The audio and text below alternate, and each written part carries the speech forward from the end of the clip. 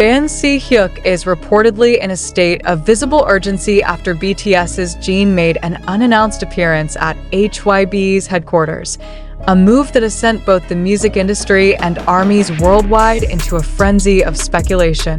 What could compel one of the most globally recognized artists to arrive without prior notice at the very center of BTS's corporate operations? And why, according to multiple eyewitnesses, did the usually composed Hybe leadership appear visibly unsettled? The sighting, confirmed by multiple individuals present near the building, has raised immediate questions about the purpose of this visit.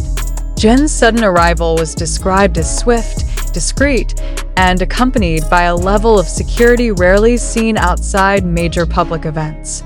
Vehicles reportedly entered the building's underground access directly, bypassing the main entrance entirely. Such measures suggest a meeting or development of exceptional sensitivity, but what could be unfolding behind those closed doors?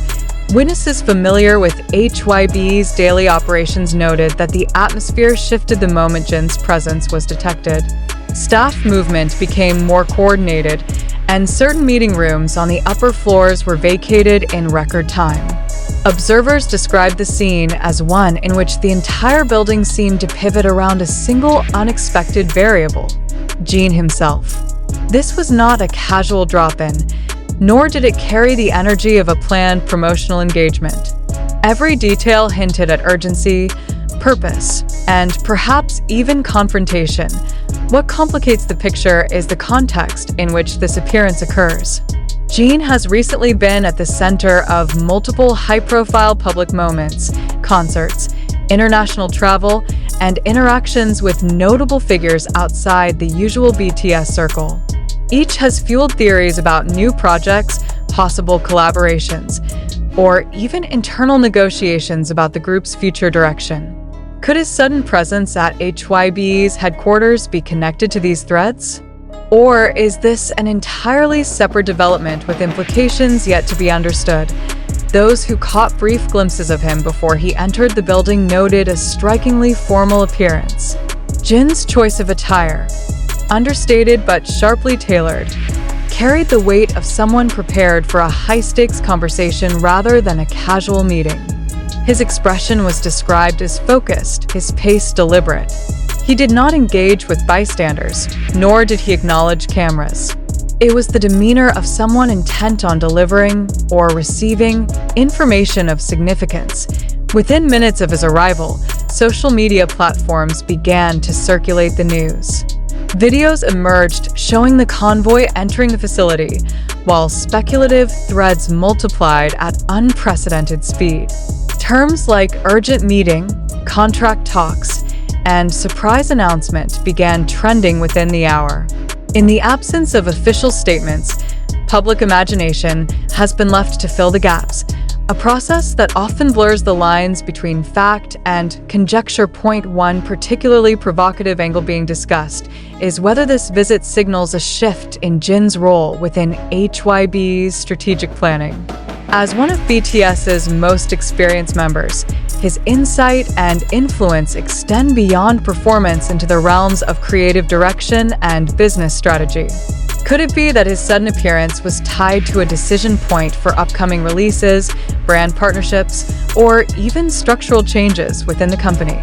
If true, this could have implications not just for BTS, but for Hybe's broader portfolio. Alternatively, there is the possibility that this meeting was not initiated by Jin, but by the company itself. The idea that a matter of such urgency required his immediate presence raises further questions. Was there a development so critical that it warranted disrupting his personal schedule? And if so, was it related to BTS's group activities, his solo career, or something entirely outside the realm of music? The lack of clarity only heightens the tension. The emotional dimension cannot be ignored. For fans, Jin's relationship with the company is more than a professional arrangement. It is part of the larger narrative of BTS's journey from a small agency act to a global phenomenon. Any unexpected interaction between artist and company, especially one shrouded in secrecy, inevitably triggers concern, hope, and anxiety in equal measure. The stakes feel personal, even to those far removed from the corporate corridors where such discussions take place. For now, what is undeniable is that something unusual has occurred. The combination of Jin's sudden arrival, the visible shift in the building's operational rhythm, and the near-instant reaction from both fans and industry insiders suggests that this was not a routine occurrence. The question that remains, and that may not be answered immediately, is whether this is the beginning of a major announcement, the resolution of a behind-the-scenes conflict, or a development that will only be understood in hindsight until more information emerges. All that can be said with certainty is this: Jin's unannounced visit to HYB's headquarters has disrupted the usual patterns of both the company and its global audience. Whether it proves to be a calculated step in a larger plan or a response to unforeseen circumstances, it has already succeeded in capturing the full attention of the music industry. The coming days will determine whether this moment is remembered as a pivotal turning point or a brief, but intense spark in BTS's ongoing story. This phenomenon raises much bigger questions than simply what happens, but rather what we really believe. In the fast-paced digital age, where information can spread globally in mere seconds through platforms such as TikTok, YouTube, Twitter, to online news portals, the public is at a crossroads between truth and curated narratives. Is this much-talked-about moment truly authentic, or is it simply the result of a narrative construct deliberately designed to stir emotions and steer public opinion? The question is, how many of us actually witness the event live, compared to just consuming pieces of video or photos that have gone through the selection and editing process? This fact is important because every visual piece in circulation has most likely gone through a stage of framing, whether intentional or not, that shapes our perception. Are we ready to admit that perhaps what we see is only a representation of a small part of the true reality? Furthermore, we need to question, do certain parties have an interest behind the virality of this moment? The entertainment industry often relies on momentum to maintain the relevance of its artists in the public eye. In this context, it is possible that a surprise or unexpected meeting is deliberately packaged in such a way as to cause an explosion of attention on social media. However, how does the public distinguish between sincere moments that occur spontaneously and moments that have been engineered for the sake of commercial value?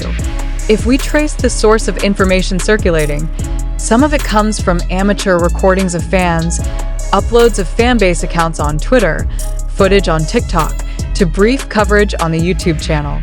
But is that enough to establish the truth? Or are we trapped in an echo chamber where we only accept and trust information that aligns with our own beliefs and expectations as an audience? A critical attitude becomes even more important when we realize that social media algorithms work with the principle of personalization of content. That is, if we show interest in one topic, the system will present more similar content, which ends up narrowing our point of view. Is it possible that our enthusiasm for this moment is simply the result of algorithmic manipulation that makes us feel as if everyone is talking about the same thing? In addition, it is also important to question the motives of the media covering. Are they pursuing the truth, or simply trying to get as many clicks, impressions, and interactions as possible? Sensationalism has become a common strategy to attract attention amid the rapid flow of information. In this situation, the role of the reader and the audience becomes crucial. Are we just passive consumers who swallow every narrative raw, or are we able to take a distance and objectively assess its credibility? We would like to emphasize that although the information presented is sourced from various popular channels, including TikTok, YouTube, Twitter, and several other online media, the truth of this event cannot be absolutely ascertained. The facts on the ground may be different from what we imagine or expect. Therefore, the public must be careful not to fall into the trap of momentary emotions that cloud logic and rational judgment. The question that we should ponder together is, Are the recordings we see a reflection of reality, or the result of careful editing to elicit certain emotional reactions? Does social media broaden our horizons, or does it limit us to a particular narrative? Are we ready to accept if it turns out that the real truth is much different from the viral story? Amid this information, noise, perhaps the only way to get closer to the truth is to combine healthy skepticism with in-depth research. Examining more than one source, questioning the motives behind each narrative, and not rushing to conclusions are just some of the small steps to protect yourself from information manipulation.